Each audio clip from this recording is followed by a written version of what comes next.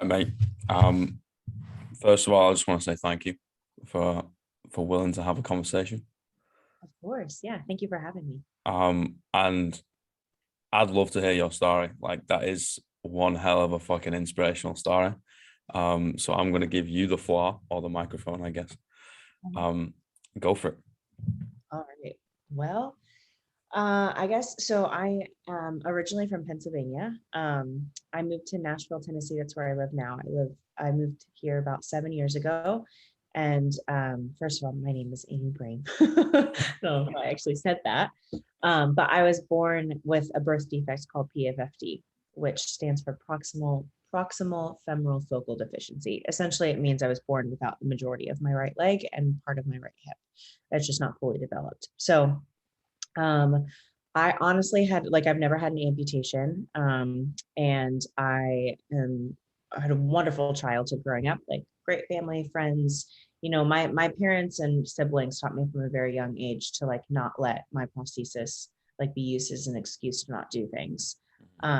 So like that was all wonderful. But growing up, I definitely, you hit middle school and high school and you just become aware of your differences from your peers and mates. And so I just realized that I was becoming a lot more self-conscious. So when it came to sports and athletics, like I never saw myself as athletic, like not even in the same ballpark.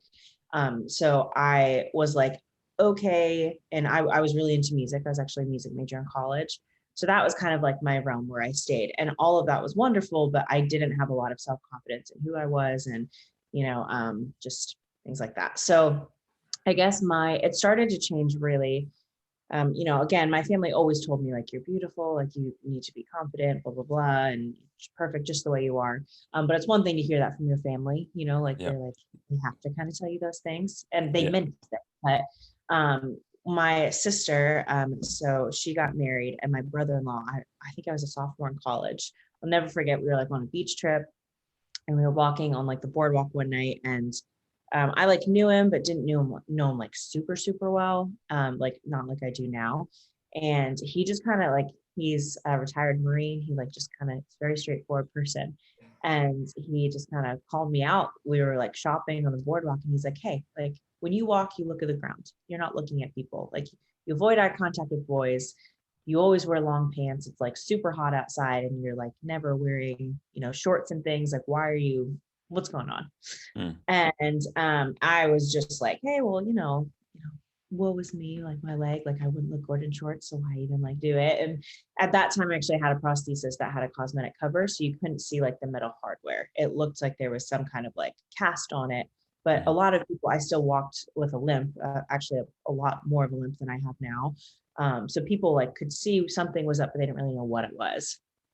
So anyway, he just kind of like called me out and I was like, hey, well, this is what it is. And he, instead of kind of backing down, he like just went in for the kill.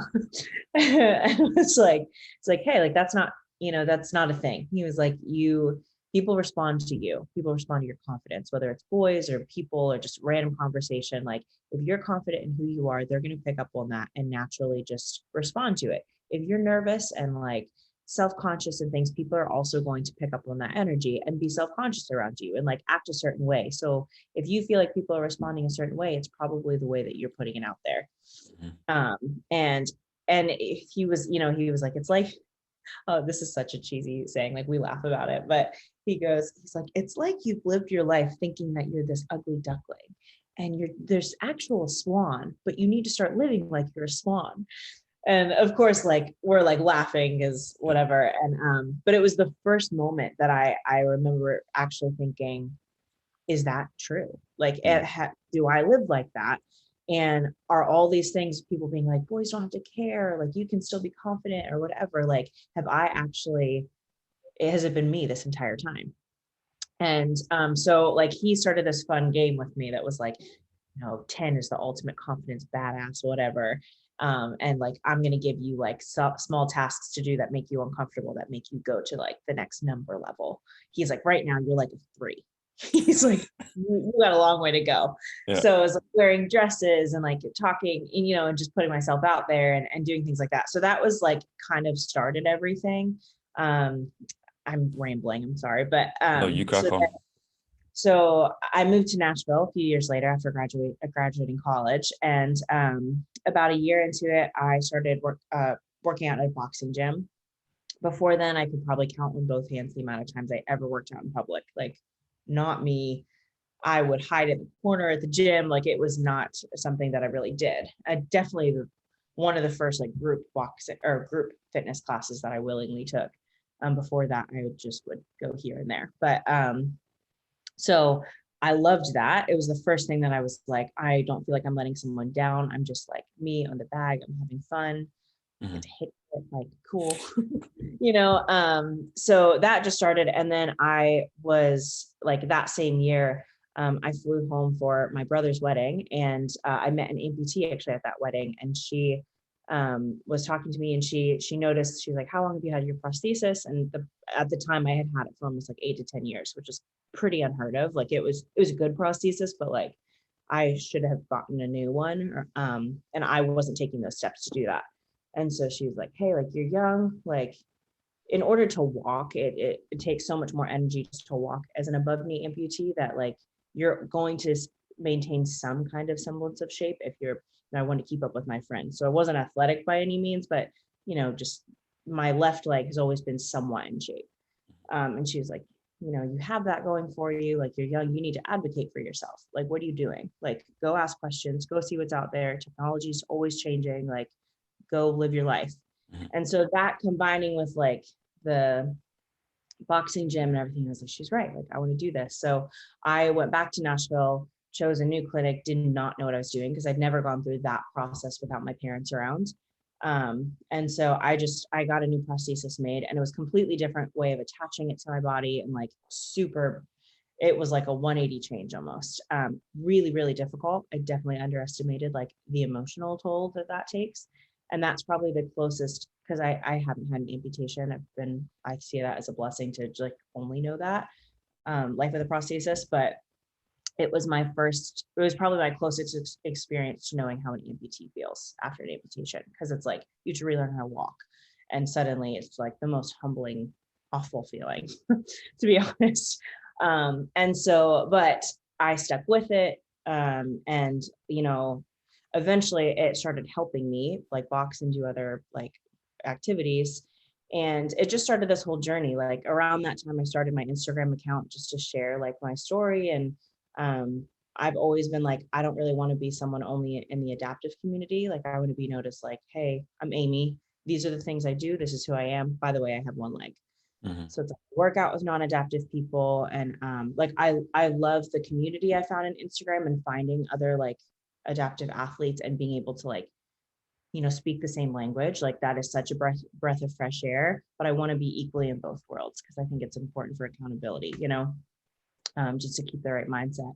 So I just started all that, and it just started this growth process. I was at the boxing gym like 2 years into it. One of the trainers was like, hey, I want to teach you how to kick. And I was like, I don't, like, that's impossible. Like, I can't balance on my prosthesis. It's like a stilt. Like, I mean, my part of my hip is not developed. Like, no. And he was like, no, I think you can do it. You just haven't done it. Like, you need to just stay with me and try it. So I did, and I learned how to kick. And it was just like, that was probably like the fastest, like, that was the moment for me. I was like, I literally used to make jokes about kickboxing because people would talk about it, and I'd be like, yeah, okay, could you imagine a one-legged girl kickboxing?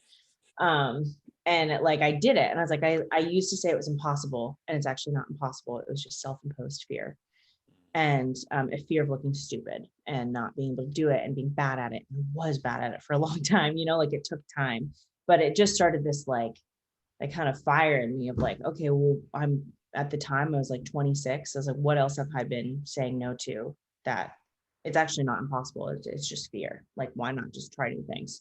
So from there, it just kind of snowballed. So I wanted to try everything, like skiing, wake surfing, rock climbing.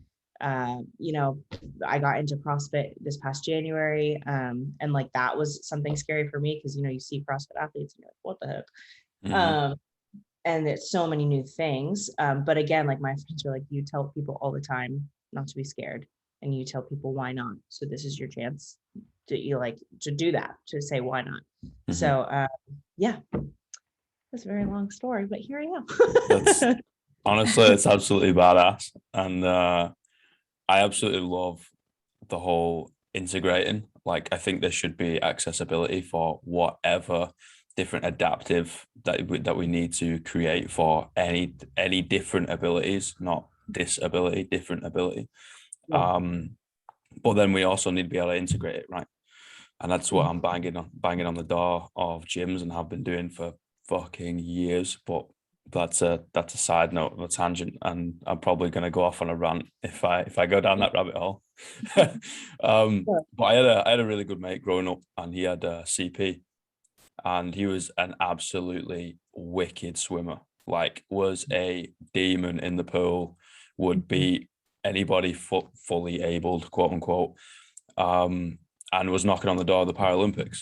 And literally, his parents had the mindset of, you are never going to use CP as an excuse Yeah. for study, for sport, for social, for whatever. It was like, that is not an excuse. And Yeah. like, kind of like hearing his side of it, and then talking to his parents, like just kind of growing up as a teenager, just like, holy shit, yeah, this should be the case throughout everything, right? And that integrating and just be like, okay, well, you can't do that, but what can we do so you can do it? Yeah. Yes, absolutely. I think yeah, like especially gyms back home in the UK, like for example, if you're in a wheelchair and Mhm. it's in a basement and you need to go down the stairs to get into the gym, it's like, well, how do they get there? Oh well, what do you Yeah. mean? Oh well, it's like, Yeah. no, they need a way of getting down there. It's not just fucking Yeah. throw themselves down the stairs. Yes. Yeah. Um, But so that's really important, and that's something I will bang the drum until it is dead in the face. You know what I mean? Yeah. Absolutely. So talk to me about the games, like, Mhm. because Yeah. the games is crazy enough as it is, right? And I Yeah. was talking to Adrian Conway this week, and Mhm. I was like, the games is crazy for the Mhm. normal athletes, but between 18 and Yeah. 34 or whatever it is, and then you take the teens and the masters, and you think it's even more crazy because you're like, wait, they're like breaking these stereotypes and they're doing all this shit. And then you take the adaptive athletes, and I'm like, wait, what the fuck is going on? Like, it's literally like you've taken like Wonder Woman, Superman, Iron Man, and just kind of like thrown them in an arena in a coliseum and just be like, let's Yeah. just see what they do. Yes. And you're like, what is going on? I love that. I love that mindset. Yeah. Yeah. It was crazy.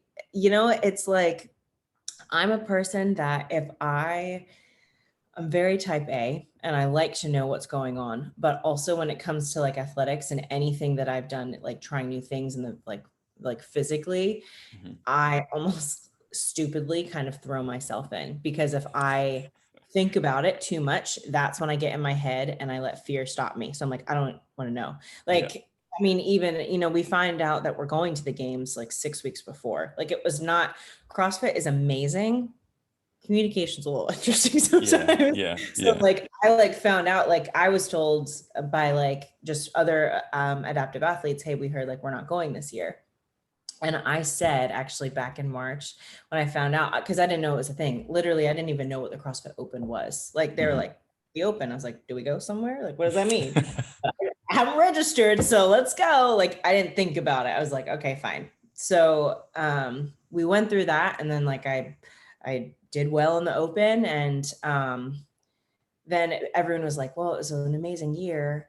And then I was like, well, was like, we're doing well, like let's keep going. And they're like, Mm. well, no, we might not go this year.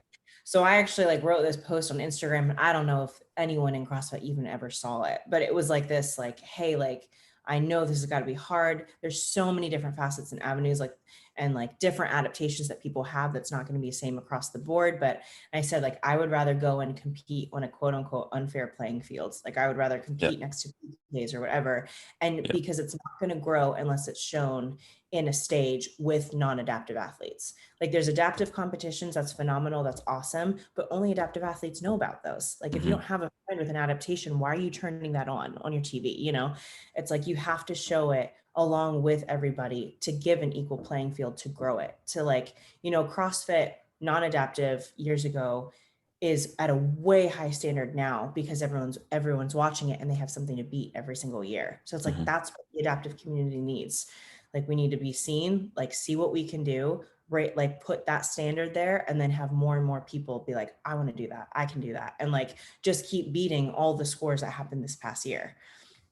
So that's why I said, I was like, hey, I'd rather do that for the sake of that. Like, you know, let's make this better and make it an awkward couple of years. You know, I'm sure like they're all just going to throw us in there. Like you said, like, what can you do? You know? And I was like, well, let's do it. Sure. So anyway, so then like they like randomly posted on Instagram, like these 3 divisions, the top 5 people are going. And I was like, well, that's me. It's like, Oh shit. am I going to the CrossFit Games? But even then they were still like figuring stuff out. And then eventually, you know, like they finished all the scoring. And then like 6 weeks before I was like at the beach, like not working out, chilling, like open my email, like, well, fuck. It's like, I have 6 weeks. So yeah, so that all was like, the training was crazy, get to the games. And a lot of it for me was, like, yes, physically hard, but like the mental and emotional roller coaster, man. It was like, because you have no idea what to expect. Like the, you know, people who've been doing CrossFit for years don't really know what to expect.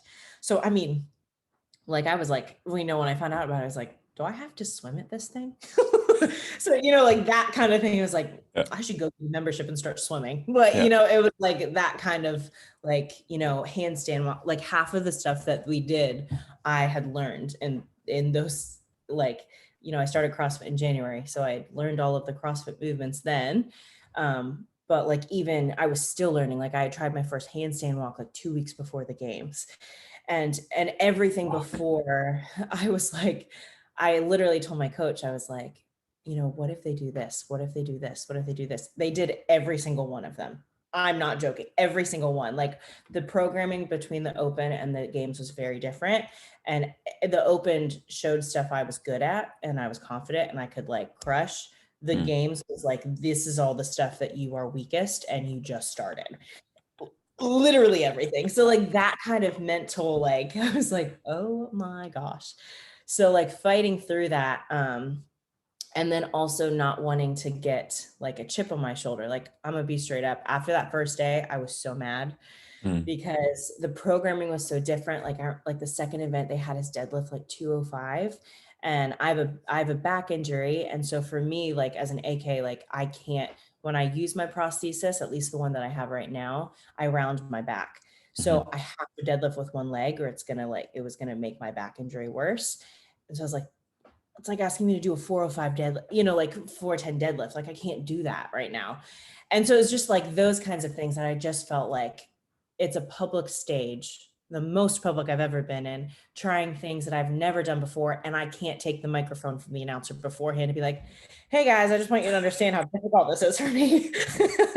You know, like it's just like you just have to go and do it and just not care. And my coach, there are even things that, you know, if they program a certain movement, I was like, can I explain to them like what this is, like an AK versus BK and all this, you know, I wanted to like justify stuff. And he was like, and he literally said, he's like, no, because life isn't fair. So you just got to shove it harder. And I was like, you're right. But at the end of that day, I was Jace, sorry, that's my dog. That's okay. He Jace. can say hello. Oh, he is saying hello. Stop, Jace. Quiet.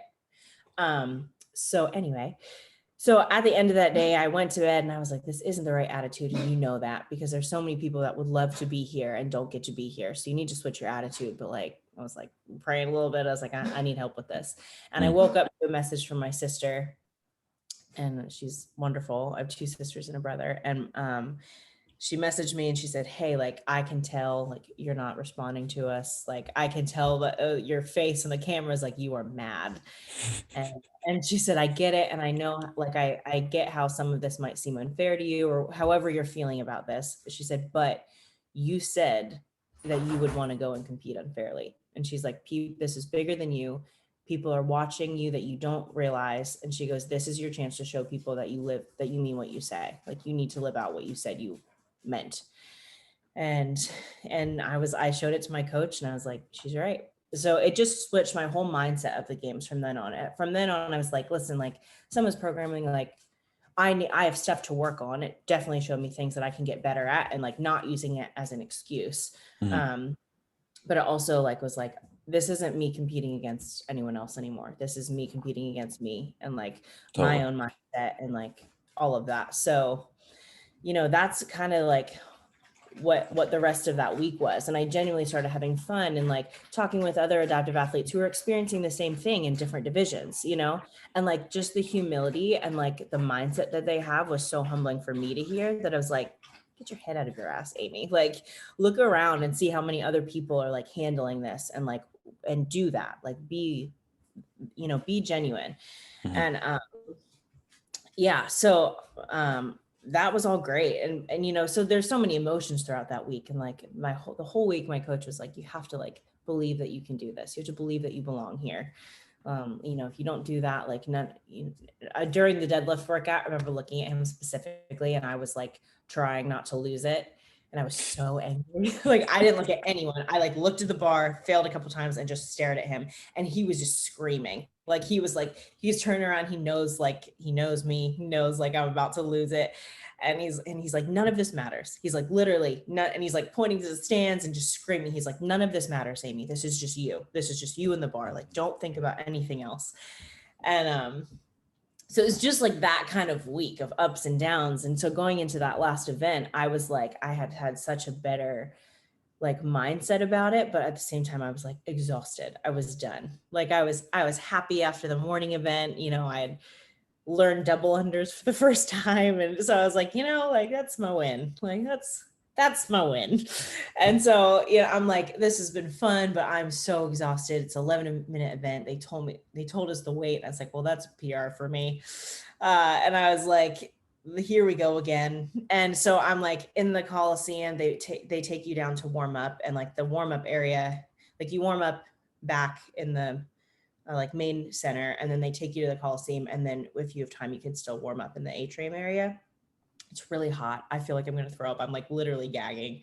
Look at my coach. I'm like, I'm going to throw up. And he's like, no, you're not. He's like, pours water down my neck. He's like, you're fine. And he told me, he was like, I don't care how tired you are. He told me all week. He was like, however you feel, however tired you are, you will give absolutely everything you have. And especially that last event, you will go to the last second and you will not care about anything else. You will go. And so, all of this is in my mind. I'm like, I need to get in that mindset, but I'm exhausted, watching the guys compete, and they're all crushing it. And I'm literally thinking, this is going to be humiliating. Like, this is a PR for me. Like, all of these people are just crushing this event. And I know that weight is more weight than I've ever done. And whatever. So, and then that's the event. That the video, went viral or whatever. And it was like surreal. It honestly, like, risk of sounding dramatic, believe it or not, you wouldn't think this based on the internet right now, but I'm not a very emotional person. Everyone probably thinks I just only cry all the time. But yeah, so it was just like all of the emotions. And I remember like I was so like focused on not looking at anyone, but like what I had to do and my coach to stay in the mindset. Like, I wasn't really aware. So I like heard my name and whatever. But it was so like, I was like, I just have to get this weight up. And Scooter, my coach, is screaming at me, like, you have to believe in me. Like, you have to, like, you're going to do this. You have to believe. And the first time I got the weight up, like the room got louder. And I was like, it's like, was that from me? Or like, did something else happen? Like, I was so like, what is happening? And yeah, just that whole 11 minutes, it was like, I know like in the reel that I posted, I start like bawling, like I lose it. And like, I was every emotion under the sun from like months and weeks and days leading up to it. And like, whatever was just kind of exploded. And like the room started chanting my name. And that's when I was like, I lost it. It was like the most straight up humbling thing ever, because I was like, I'm just trying to get the weight up. And like, everyone is like rallying behind me. Like, I walked into this humiliated, and everyone is chanting my name right now? Like, what is going on? So yeah, that's when I really lost in the middle. And then, just like, you just got to keep going. So anyway, again, I'm like talking so much, but You it was, go. it was just that, like, it's like, it felt surreal. Like the last 30 seconds, just looking at Scooter, remembering like, he's like, this is your time that you have to go. Like I told you, you have to go, you have to empty it, like empty the tank right now. And so the event finished, and it was almost like, like a light switch, change. And I was like, I think that I just cried in front of a lot of people, like not really fully like whatever. And again, like I hadn't looked at screens or anything the whole time I was there up until I was finished competing, because I was just so like anxious. And so I didn't know that we were on the screen, and or that they were watching or anything like that. And so like they caught an exchange of me and Scooter in the last 30 seconds, and we just didn't even know. And so we leave the Coliseum, and people are like coming up to me. I'm so sorry. People are coming up to me like hugging or whatever. And I was like, well, I guess they watched it. It's like just this like, well, how'd you see it? But okay. Like, like it was just this. And then I like saw, like I got on Instagram and saw like a video tagged, and I was like, Scooter, like they actually like, we were on the screen. And he was like, what? And I was like, yeah, like that's us. So yeah, it ended up being like probably the most life-changing few minutes of my life. But like in the week was absolutely nothing like I thought it would be. I thought I was going to go crush it. Not even a question like, are you going to podium? Like, yeah, you're going to podium. Like, you're strong, blah, blah, blah. Like so many prideful things. And then immediately that was like demolished. And I had to completely like shift my mindset about everything. And it was exactly what I needed.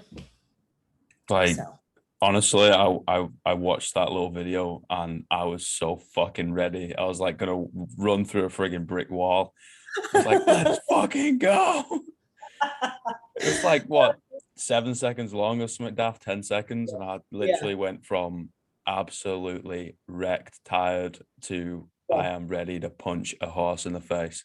yeah, Obviously, yeah, I wouldn't do that, but I was so ready to fucking run through that yeah, wall. That is, yeah, and it's that power of community, right? And yes. like, it's thing is, like, as a spectator, like seeing people attempt something that they've never done before Mhm. is fucking cool. You're Yeah. just like, they're just figuring it out on the fly. They're failing over and over again. That's really Mhm. cool. All right. And then I'm going to go back to my original point of, you see a kid do that, or you see a fine wine division do that. Like, Mhm. you're like, all right, that's a bit more cool, because they've been slapped with some sort of like label or stereotype, and they've basically given it the middle finger. Yeah. You've got one fucking leg. Well, that I You're just do. like, wait, hold on a minute. What's going on? And then you kind of like totting up what's on the bar, and you're like, holy fuck. Yeah. Yeah. Yeah. It was yeah, it was a lot. So yeah, it was quite the experience. And I think too, like that's my coach was saying, because I was like, I didn't win the event. Like I was like, I'm blown, like honestly blown away at like the support that I've gotten, and like, people's messages, and I'm like, I didn't win the event. I was like, I'm not even the winner. Like, I don't know. And he was like, yeah, but like people can relate to that struggle. It was Yeah. like, you literally, like you weren't faking the tears. Like it was just like you actually struggling, and like everyone knows that feeling. And it is, there's no more powerful feeling than I think community, and being like, I'm not alone. And like, just witnessing that, I get pumped up when I watched, other athletes compete and experience that for themselves. And yeah, so anyway. Yeah, it's that the power of community, and especially like CrossFit's done a very, very, very good job of this, of like the people that finish last gets the loudest cheer, simply Mhm. because everyone can empathize with that. It's like, oh man, I've been in that place, I've finished last Yep. in a workout, I've had that emotional dump, I've had no physical energy left Yeah. of whatever it is, whether it's been inside the gym or outside the gym. Everyone's like, I've been in that absolutely drained position. Mhm. I know what that feels like, and fuck yeah, because they didn't quit. Yeah. Yes. Absolutely. So And yeah, I mean, it's just so commendable, and I think it's going to end up transcending. Well, it already has, right? Like it's going everywhere. I'm seeing everyone like you're reposting. I was like, holy shit, what's that spot? What was it? Sports Center? Yeah, that was God I damn. I screamed a little bit yesterday when that. And it's funny because one of my I work out with 4 people in the gym that I work out. We work together and work out together. And one of them, Jared, said last week, he was like, watch, Amy, this is gonna get on Sports Center. And I was like, I laughed. I was like, Jared, come on. Please. Like, come on. And he's like, just watch. Like, I'm telling you, this is gonna keep going. And so then it hit last night, and I just started screaming. I was like, what is happening? Like, I literally used to say I'm the least athletic. Like, I would tell people, like, jokingly, like, I'm the least athletic person you'll ever meet. And I just got posted on Sports Center. It just like it is. And that's what I want to communicate to people. It's like there's no difference between you and me other than like the determination not to quit. It's like you don't understand. Like my first time weightlifting, I started weightlifting in like 2019, something like that. I didn't even know how to do anything. I didn't know how to put clips on the bar. I didn't know the difference between a front squat and a back squat. If we want to talk about athletic, all right, like I didn't know shit about shit. So, I started it because like our gym started a program and there, obviously like strength training is great for you and so many benefits. I was like, I'll do this. But like, it was just not something I was so bad at it. And then eventually I started working out with my 2 bosses, and they're both guys. And suddenly I didn't have any girls to work out with. Not that I think it's bad to work out with girls. Like, I have a girl, Kelsey, who works out with us, and it's freaking awesome. But like at the time I was so new, it took out the comparison factor because I didn't know what weight girls, again, I was still so new. I didn't know what girls were supposed to lift, let alone like with an adaptation or anything like that. And so like, Jared and Tyler, they're like hard asses. Like they're going to be like, no, you're going to put this weight up. Like, you don't have a choice. This is your weight. And so I didn't know what was good and what was bad. So I was like, okay, well, I guess I'll learn. And so it just took out that fear and that thought process. Cause your thoughts is everything. Like, yes, physical, but it is literally mental more than anything else. And so once I stopped, took that out, it was like I actually started to enjoy it. And I was like, I'm getting stronger, but I didn't really realize that. Like, and someone would see weight and they're like, hey, that's pretty good. I was like, is it?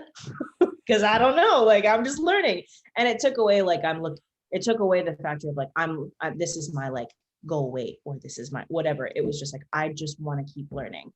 And everyone has different ways of learning. But for me, that mindset is the most successful for me when I'm working out. Like, take away like a physique, take away a weight. Like, I don't give a shit about that. I just want to keep learning and finding new boundaries and like new limits to push. And that's where I actually enjoy it. And CrossFit, there's so many things to learn. That's what I love about it. It's like, well, I can be great at this stuff, and there's a whole other set of things that I'm bad at. And like you can't really feel like you end the day and be like, I've mastered CrossFit. Like there's just always things to go. Yeah. So yeah. I think you've done it, mate. I honestly think you've put that message out there in such a beautiful way and been real. You know what I mean? Like, this is the way it is, and we ain't any different, because we both have the same mindset of we ain't gonna quit. Like, we're gonna do the same shit. Like the way we skin the cat might be a little bit different, but we're gonna go from A to B, and we're gonna both end up at B. We're both gonna finish a workout. We just might take different approaches to get there, and that's like it's so fucking cool to watch, and it's so motivating to just turn around and be like, no, this is the way it is.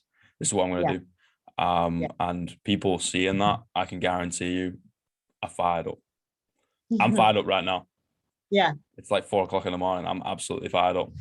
Oh my gosh, I'm so sorry. No, give over. No. Oh, well, thank you. No. Like, time difference, I'm in the bottom right hand corner of the world. Like, I made my bed, you know what I mean? Like, I'm literally in the middle of nowhere. I'm in Narnia right now. I'm talking to you through the wardrobe. Oh my gosh, I love that. Yeah. But anyway, I've just noticed the time. I've held you like 5 minutes over. Well, so I talk a lot. So thank you so much for your time. Of course. Thank you for your time, and thank you for making time, at 4 a.m. to do this. No, no, I just be do that. So no. It's like any day of the week. I'd do it again. Thank you very much. awesome. Thank you You have so a much, great Ashley. day. And if you're ever in Narnia, hit me up and we'll throw it down. Sounds good. Same All for right. you. Come to Nashville. Let me know. I will indeed. Thank you very much. Awesome. Thanks, Take it Alex. easy, Amy. You too.